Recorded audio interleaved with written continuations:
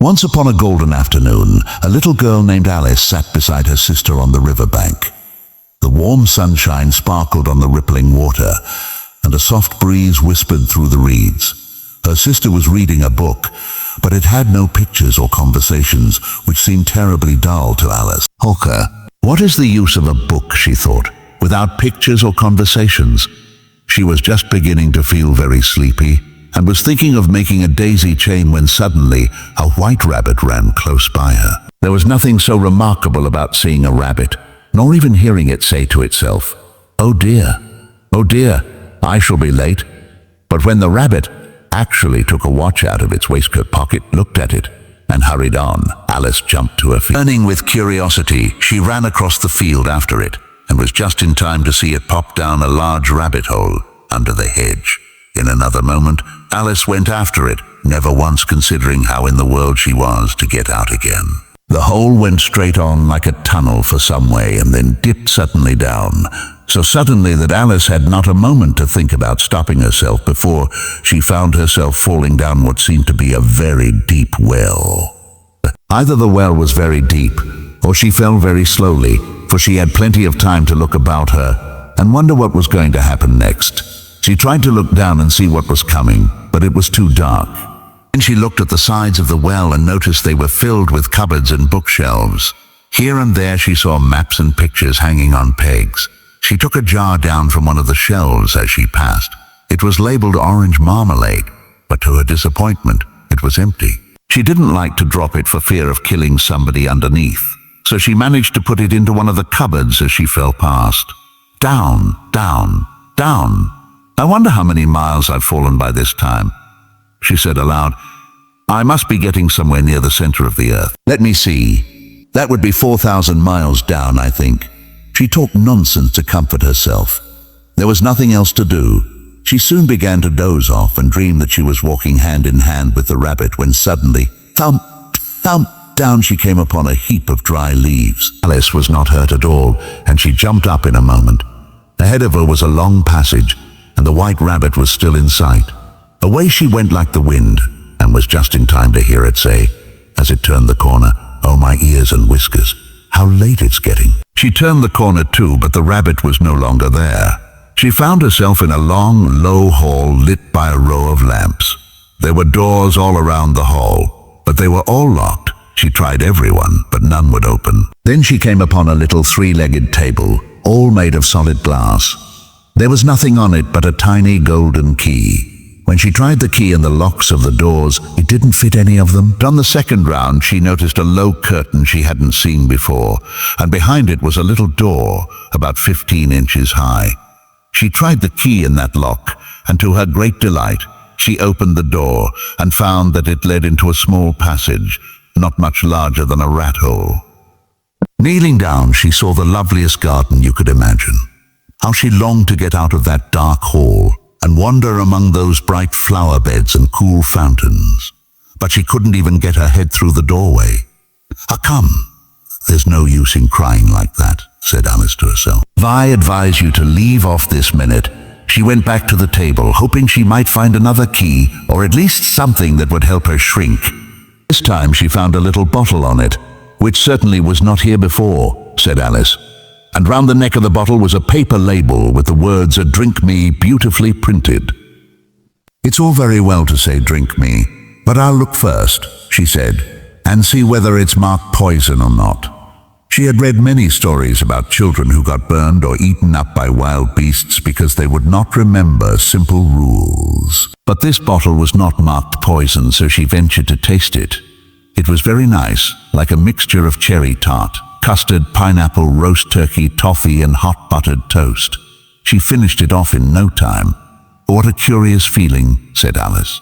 "I must be shutting up like a telescope." So it was. She was now only 10 inches high. She ran at once to the little door, but alas, she had forgotten the key on the glass table. She tried to climb up, but the slippery glass was too much for her. Poor Alice sat down and cried again. After a while, she noticed a little glass box lying under the table. She opened it and found in it a very small cake, on which were the words, "Eat me." "Well, I'll eat it," said Alice, "and if it makes me grow larger, I can reach the key, and if it makes me grow smaller, I can creep under the door. Either way, I'll get into the garden. So she set to work and soon finished off the cake. "A curiouser and curiouser," cried Alice, for now she was opening out like the largest telescope that ever was.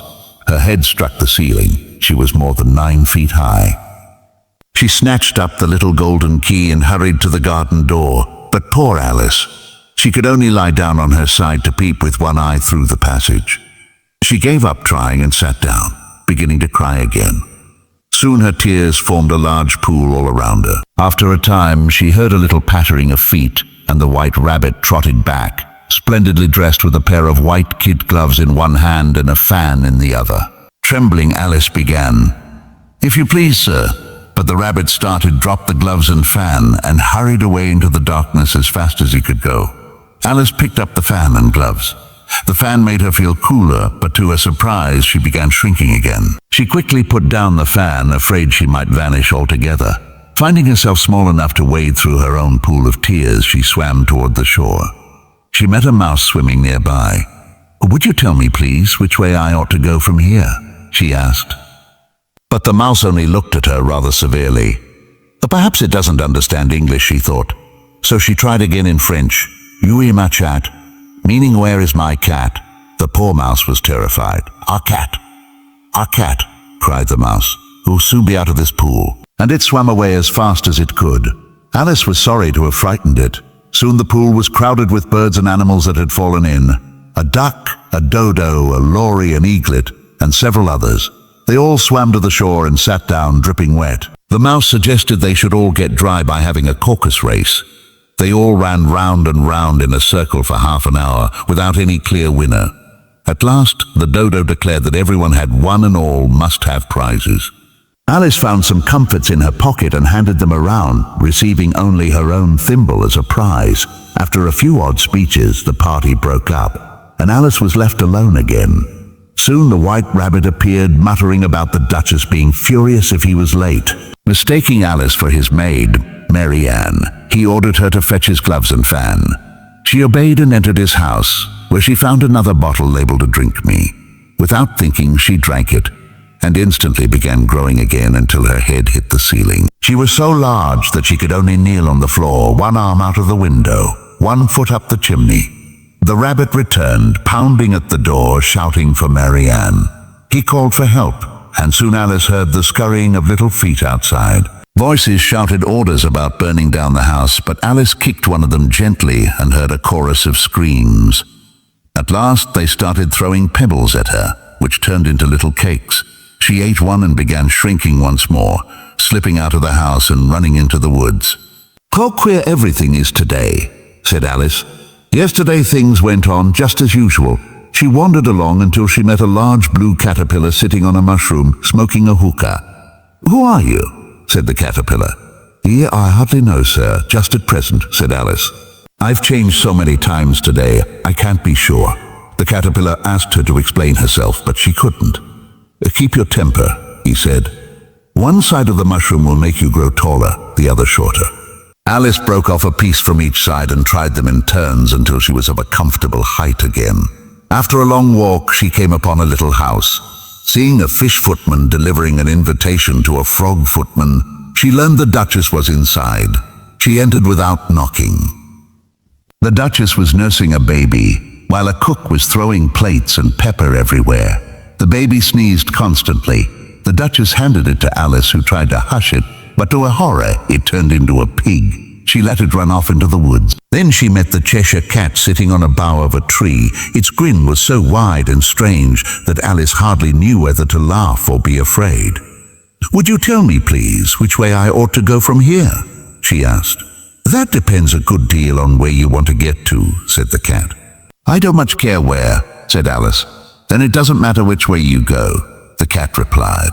Before disappearing, it advised her to visit either the Mad Hatter or the March Hare. Alice decided to go to the March Hare's house. When she arrived, she found a long table set under a tree. The March Hare, the Hatter, and a Dormouse were having tea. "No room, no room," they cried, but Alice sat down anyway. The tea party was the maddest thing she had ever seen. The Hatter asked riddles like, "Why is a raven like a writing desk?" and poured tea into teapots at random. They told her it was always 6 o'clock, so they had tea all day long. After many silly conversations, Alice got up in disgust and walked away. She soon came upon a tree with a door in it. "I'll go in," she said. Once more she found herself in the hall with the little glass table. This time she used the mushroom pieces cleverly, adjusted her size, and slipped through the small door into the beautiful garden she had longed to see. It was full of bright flowers and fountains, and in the center was a large rose tree. 3 gardeners, shaped like playing cards, were painting white roses red. "Why are you doing that?" Alice asked. "Because the Queen ordered red roses, and we planted white ones by mistake," whispered one. "If the Queen finds out, we'll all lose our heads." Just then the Queen of Hearts arrived with the king's soldiers and courtiers, all shaped like playing cards. The Queen shouted, "Off with their heads," at the slightest annoyance. When she saw Alice, she demanded, "Who is this?" "My name is Alice, so please your majesty," said Alice boldly. "Can you play croquet?" the Queen asked. "Yes," said Alice. "Come on then." The croquet game was chaos. The balls were live hedgehogs, the mallets were flamingos, and the soldiers doubled up to form archers. The Queen shouted constantly, "Off with his head," and off with hers. But nobody seemed to be executed. After some time, Alice noticed a curious trial about to begin. The Knave of Hearts was accused of stealing the Queen's tarts. The king acted as judge, the White Rabbit as herald, and 12 jurors, all animals, sat busily writing nonsense. The witnesses included the Hatter, who gave confused answers about tea time. Then the Duchess's cook came in, sneezing violently from pepper. Finally, the Queen called for Alice herself to be a witness. As Alice stepped forward, she found herself growing larger again. "I don't care," said Alice boldly. "You're nothing but a pack of cards." At this, the entire pack rose into the air and flew down upon her.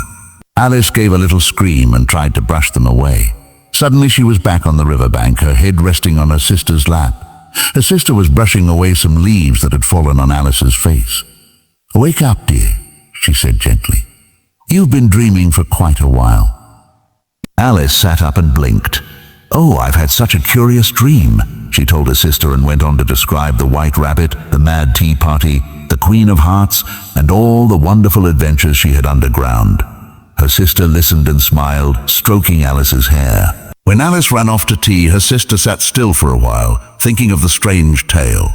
She too began to dream, of little Alice with her bright, eager eyes, of her adventures in the strange, whimsical world of Wonderland, and of how someday Alice would grow up. But the dream of her childhood's Wonderland would remain deep in her heart forever. And thus Alice's strange journey through Wonderland ended, not with fear, but with laughter, questions, and a heart full of imagination, leaving her with the sweetest memory of that golden afternoon when dreams and reality had danced together beneath the